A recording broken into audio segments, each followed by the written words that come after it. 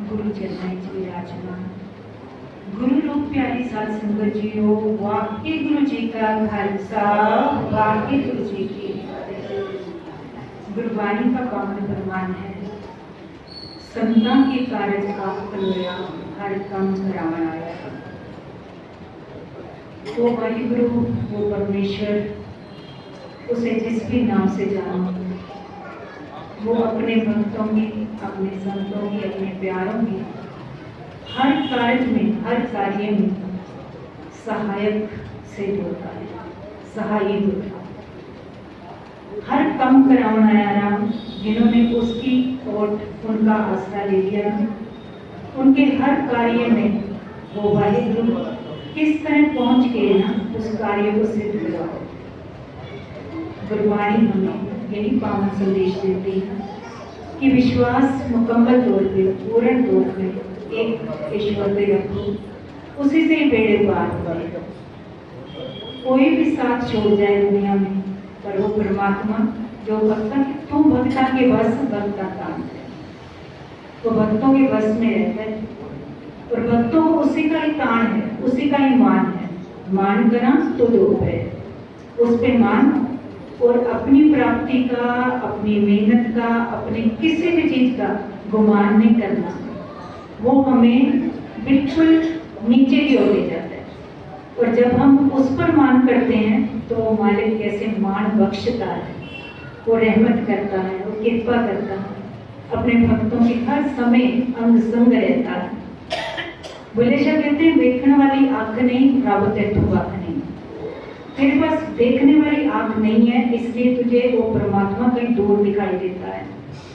अगर तेरे पास गुरु कृपा सदके देखने वाली दृष्टि हो जाए ना, रब तेथों वख नहीं, परमात्मा तो उससे दूर ही नहीं है।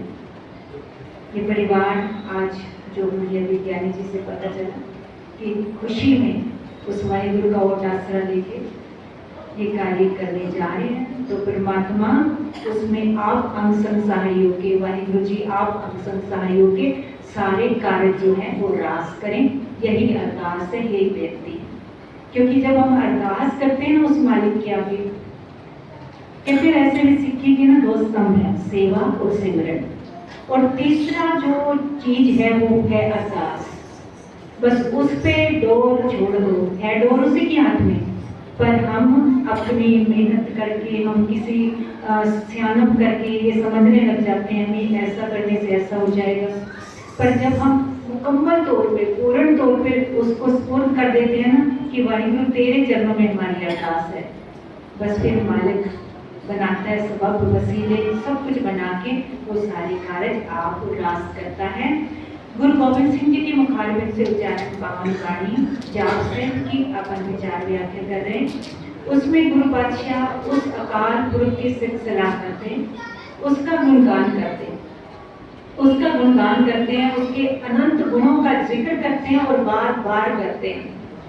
199 पद है इस पावन वाणी के, और हर एक में उस मालिक की सिर्फ सलाह की है, उसका गुणगान, उसकी महिमा की है, उसके अनंत रूपों को बयान भी किया है, उसको नमस्कार भी किया है, क्योंकि वही सर्वकला समर्थ है, वही सब कुछ करने वाला है।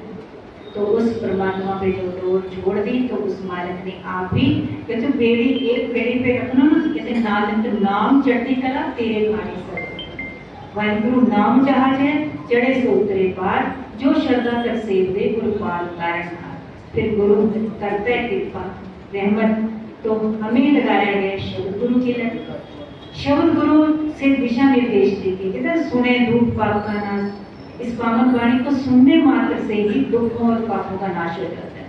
सर्व धर्म में श्रेष्ठ धर्म, हर को नाम जप निर्मल कर्म। बस तुम नेक कर्म नेक नियति से करते जाओ, नेक नियति से नेक कर्म करते जाओ, फिर उस मालिक ने सब कुछ ही अपने आप कृपा कर देनी है। तुम किसी को पलट के जवाब ना दो, फिर वो मालिक जवाब देता है।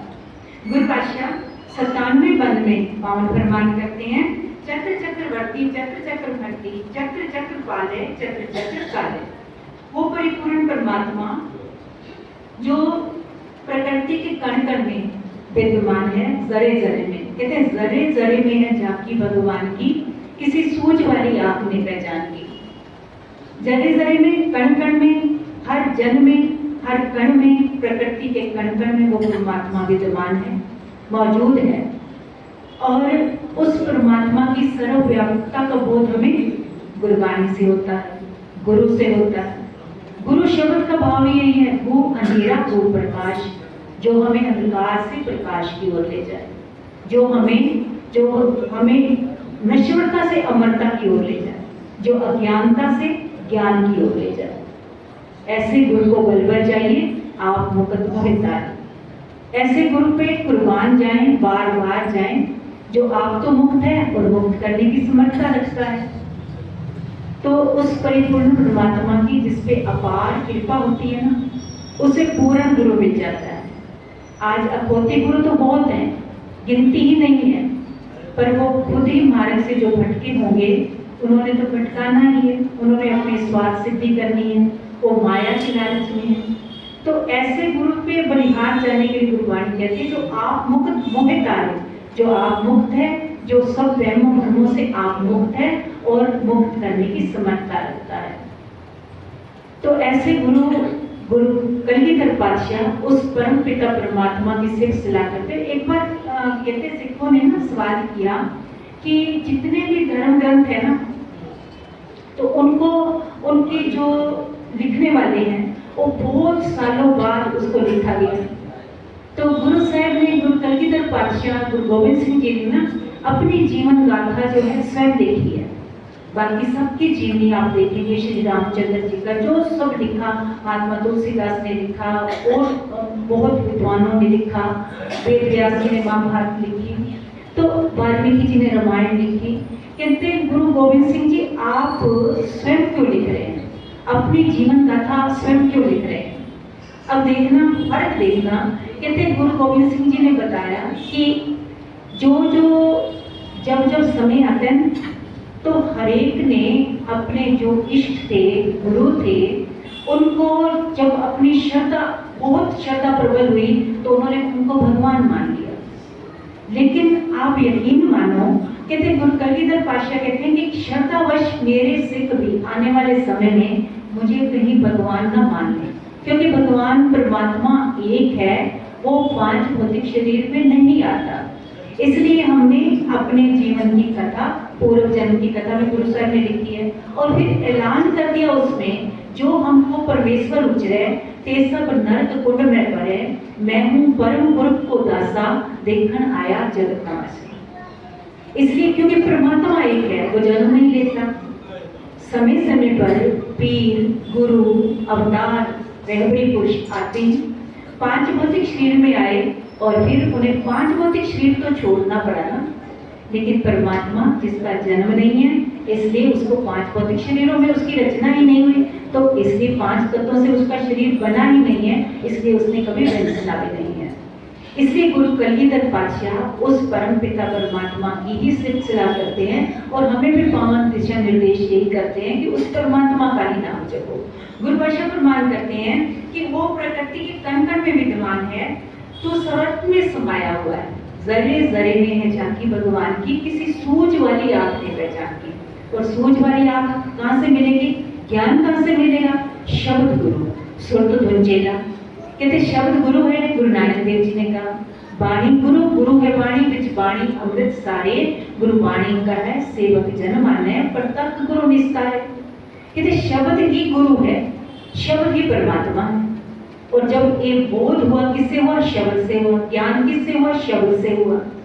और वही अगर हम जीवन में हमें शब्द से तोड़ के और अलग अलग वहमों भ्रमों में उलझाएगा, तो वो हमारा पथ प्रदर्शक भी होगा, पथ को भ्रष्ट करने वाला होगा, मार्गदर्शक भी होगा, वो मार्ग से हमें दूर ले जाने वाला होगा। इसलिए गुरु पातशाह गुरुवाणी में ये आदेश भी करते हैं, क्योंकि अंत में भी गुरु साहब जी जब ज्योति ज्योत समाने लगी, जब देखा समय की नजाकत को कि अब तो अपने आप गुरु बन के बैठ जाते हैं, इतने अपने आप को गुरु कहने लग गए कि इतने हम पहुंचे हुए गुरु हैं, धर्मात्मा है, परमात्मा का रूप है, वगैरह वगैरह। तो गुरु साहब ने आदेश कर दिया, सब सिखन को हुक्म है, गुरु मान्यो गया, गुरु ग्रंथ जी मान्यो, प्रगट गुरा की देह, जो प्रभ को मिल पहुंचे है खोज शब्द में। आज्ञा भई अकाल की, तभी चला वो पंथ। उस परमात्मा का हुक्म हुआ तो ये पंथ की सृजना हुई और उस मालिक का ही आदेश है। और अब गुरु साहब कह रहे हैं भाई ये भी आपके लिए आदेश है कि आपने शब्द गुरु से सेव लेनी है, उससे मार्गदर्शन मिले, ताकि आप जीवन में कभी भ्रमित ना हो। गुरु पाशाह प्रमाण करते हैं कि जो कण कण में विराजमान है, तो सर्वत्र में समाया हुआ है। कोई सब प्राणियों का पालन पोषण करने वाला है, कोई समस्त जीवों की रक्षा करने वाला है, उन्हें खत्म करने वाला भी तो नहीं है। अब आप शब्द सुनते होंगे साथ संगत जी, जो अपन ईसाई मत में देखते हैं वो गॉड कहते हैं। इंग्लिश में अपन कहेंगे तो गॉड कहेंगे परमात्मा को, अपन वाहिगुरु कह देते हैं, या वो राम कह देते हैं, कृष्ण भगवान भी कहने लग जाते हैं। अब माना ना, कृष्ण को भी भगवान माना, राम को भी भगवान माना, लेकिन गुरबाणी कहती है भगवान एक ही है, परमात्मा एक ही है, एक ओंकार परमात्मा एक है, उसका नाम ही सदैवी सच है, वो कर्ता पुरुष है, सबको बनाने वाला है। अब गॉड शब्द के भी आप अर्थ समझोगे ना, तो गॉड जी से वो मालिक जो है, वो मालिक सबका बनाने वाला है, वो डिस्ट्रॉयर भी है, वो पालन करने वाला भी है, वो बनाने वाला भी है, सब कुछ का वही है, वही है। उसको किसी भी नाम से जानो, कोई खुदा कह रहा है, कोई अल्लाह कह रहा है, कोई गॉड कह रहा है, कोई उसको किसी नाम से कह रहा है। बस गुरबाणी हमें बार बार ये अंदर से प्रेरित करवाती है, याद कराती है, दृढ़ करवाती है ये चीज, ये चिंतन कि परमात्मा एक है, उसके नाम अनेक हो सकते हैं, उसका निर्गुण का सगुण पसारा है, क्योंकि जब वो सब में समाया हुआ है तो वो निर्गुण नहीं है, और वो सगुण इस रूप में है कि वो कमल के फूल की तरह निर्लेप भाव से है, सब में वो समाया हुआ है। पर इन आंखों से हमें दिखाई नहीं देता, इन आंखों से देखने के लिए हमें गुरु वाली दृष्टि लेनी पड़ेगी, गुरु का ज्ञान लेना पड़ेगा, तब हमें समझ आएगी ना। मानस की जात सब एक को पहचान दो, सब में परमात्मा हो। जब हमने ना हमें अपने अंदर दिखाई दे रहा है, ना हमें सारी समूची दुनिया में दिखाई दे रहा है, इसलिए तो झगड़े और फसाद है, धर्मों के झगड़े हैं और झगड़े हैं, तेर मेर के झगड़े हैं। तो इसलिए विवाद तभी है ना क्योंकि हम संवाद नहीं करते।